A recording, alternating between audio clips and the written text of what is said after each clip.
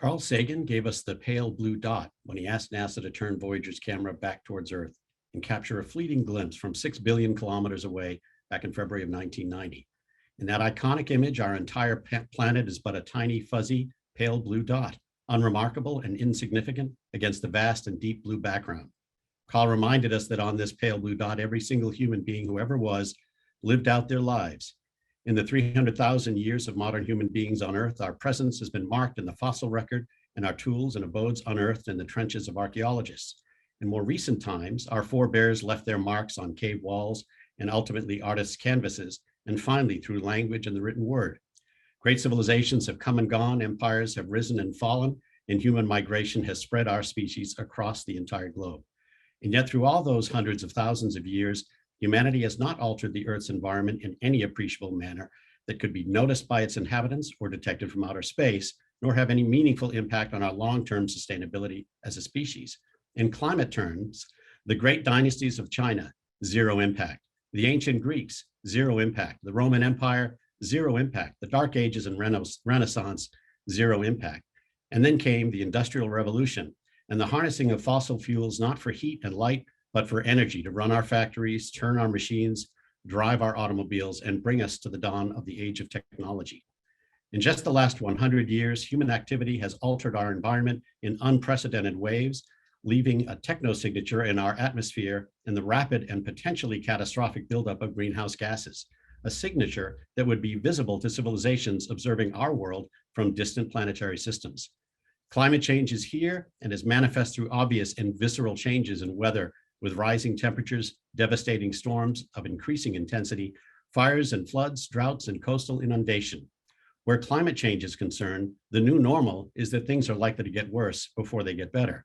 So is it too late for us? Are we indeed at a crossroads?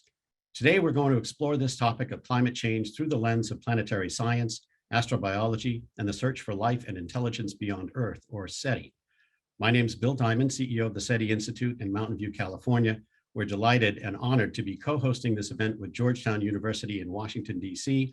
We've assembled, virtually at least, a truly extraordinary group of journalists, scientists, scholars, and educators to ask, can the study of other worlds help us save this one? So I'd like to introduce my co-conspirators, Professor Dagomar Degroot and Sarah Johnson from Georgetown University, and conceptual artist and experimental philosopher Jonathon Keats, and ask them to say a few words before we get underway. Dagomar? Yeah, thank you so much, Bill. I had the idea for this event a while back as I was working on my next book, and I realized that the search for life on other worlds has been, for hundreds of years, driven by the question not only of what causes life to appear, but also what causes it to disappear. And this is a question, of course, that could not be more urgent for us today as we confront overlapping environmental crises, most importantly, the climate crisis that threaten our continued existence. Given the growing urgency of these crises and the rising prospect that we may soon learn whether life has emerged beyond Earth, the time seemed right for a conference devoted to the environmental dimensions of the search for life, especially intelligent life, on other worlds. So really excited to be doing this and grateful to have worked with incredible partners at Georgetown and SETI, especially the SETI comms team led by Rebecca McDonald and of course my co-organizers, Bill, Sarah, and Jonathon.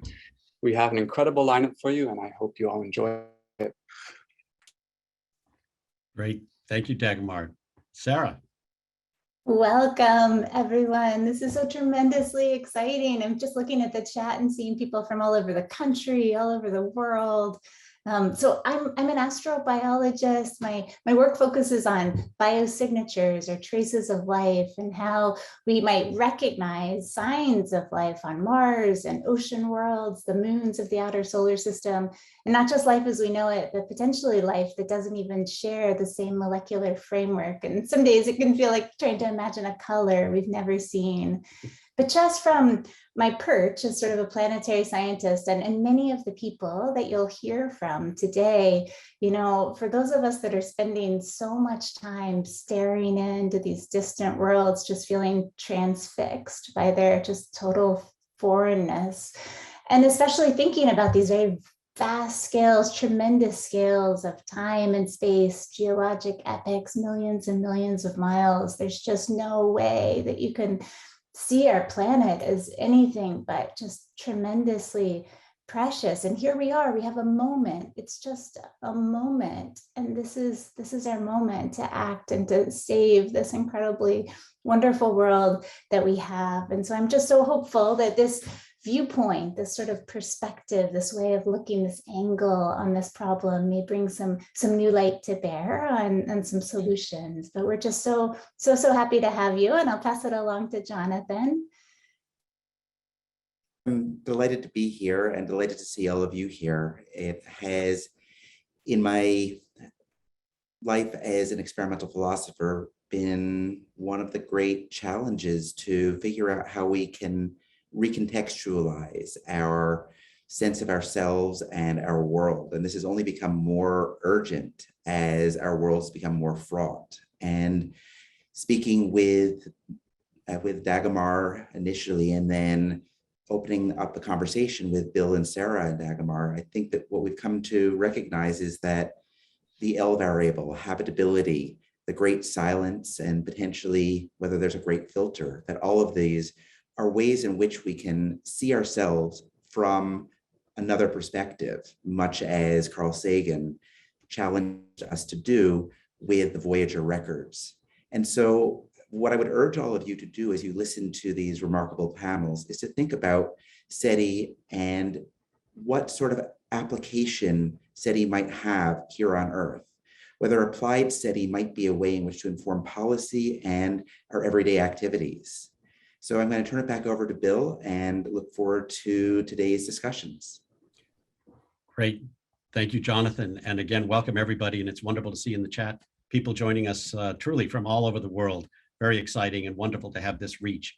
And before we get underway, I just want to let people know that we will at the towards the end of each of our 5 panels today have an opportunity to take questions from the audience. And so there's a Q&A feature that you should see at the bottom of your screen in Zoom that you can use to post questions. We'll be selecting a few of them. We probably won't be able to get to all of them, but we will be asking panelists questions at the end of each session. So please join in and be part of the conversation. And without further ado, we're going to start our first panel, the L variable, with our moderator, Nadia Drake.